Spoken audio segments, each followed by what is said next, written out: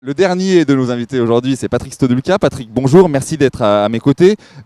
Tu peux nous expliquer ce que tu fais? Je crois que tu es un représentant de la FNAIM puisque tu es patron de la Seine-et-Marne. Je suis président de la Seine-et-Marne, pas patron, président des adhérents de la Seine-et-Marne.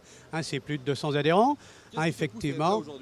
Ce qui me pousse là aujourd'hui, c'est qu'effectivement, on s'aperçoit que plus que effectivement la défense de la profession, qui bien sûr est réelle, parce que de toute manière, dans le cadre de certains textes qui sont pris, de certaines directives qui sont prises, nos entreprises sont en danger et certains de nos emplois sont en danger. À côté de ça, effectivement, il y a aussi le logement qui est en danger. Et en fait, quand je dis le logement, ça veut dire qu'avec certaines mesures qui sont mises en place aujourd'hui ou qui vont se mettre en place, on va se retrouver vraisemblablement dans un état de pénurie comme on était en 54 au moment de l'abbé Pierre. C'est quand même dommage quand on est en 2013. Et alors qu'est-ce qu'il faut faire? Parce qu'on sait tous que le problème de fond, c'est le manque de logement.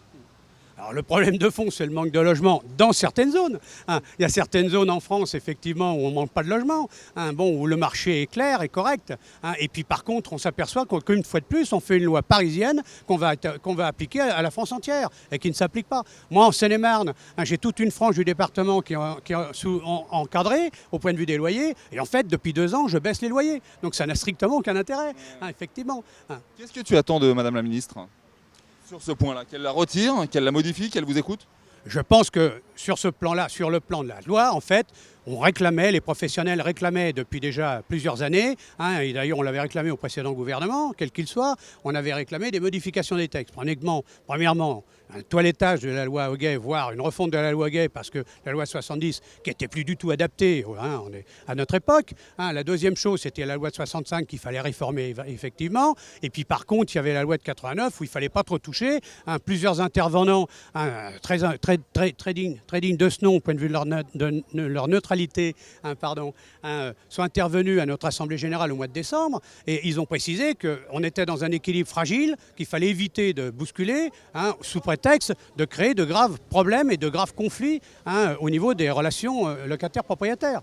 Donc aujourd'hui, si on veut régler le problème du logement, on va dire dans certaines régions de France où on manque de logement, c'est construire des logements. Premièrement, construire des logements. Le problème, c'est construire des logements, c'est souvent mettre 2, 3, 4 ans, effectivement, pour arriver à obtenir ces logements en disponibilité. Par contre, effectivement, de mettre des logements anciens, ça c'est tout 3 mois, 4 mois. Il suffit de quelques textes. On avait proposé, nous, la FNAIM, le bail solidaire, qui était quelque chose d'intéressant, qui permettait et aux propriétaires et aux locataires d'avoir un bénéfice, locataire avec un loyer qui soit relativement correct, qui soit même bas, effectivement, et les propriétaires de bénéficier de certains avantages. Et ça, c'est mettre des logements sous 3 mois, 3-4 mois sur le marché. Ça, c'est très rapide, effectivement.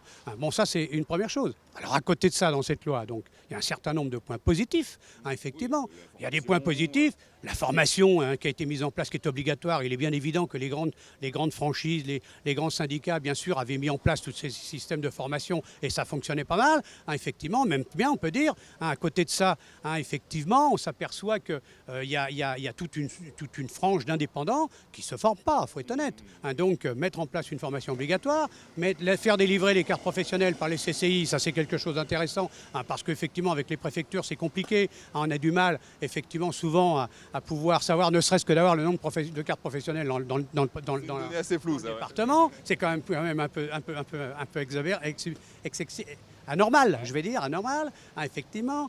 Ensuite, j'allais dire, par exemple, mise en place du Conseil supérieur de l'immobilier et de la gestion, qui permettrait d'avoir un conseil qui sanctionnerait les professionnels indélicats. Aujourd'hui, les syndicats, les franchises se séparent des agences qui sont aujourd'hui qui sont pas fiables, effectivement, mais ces gens-là peuvent travailler en indépendance sans aucun problème. Donc, ça, c'est une première chose. La deuxième chose, il faut que ces commissions soient mises à l'échelon national, tout simplement parce que si elle est mise à l'échelon départemental ou régional, on va se retrouver avec des discordances et des jurisprudences différentes et ça va donner lieu à des voies de recours anormales. Donc première chose. Et la deuxième chose, c'est que la représentation, qui n'est aujourd'hui extrêmement floue, la représentation des professionnels dans ces conseils soit relativement importante, même si on a toujours demandé qu'il y ait des représentants de l'État, des représentants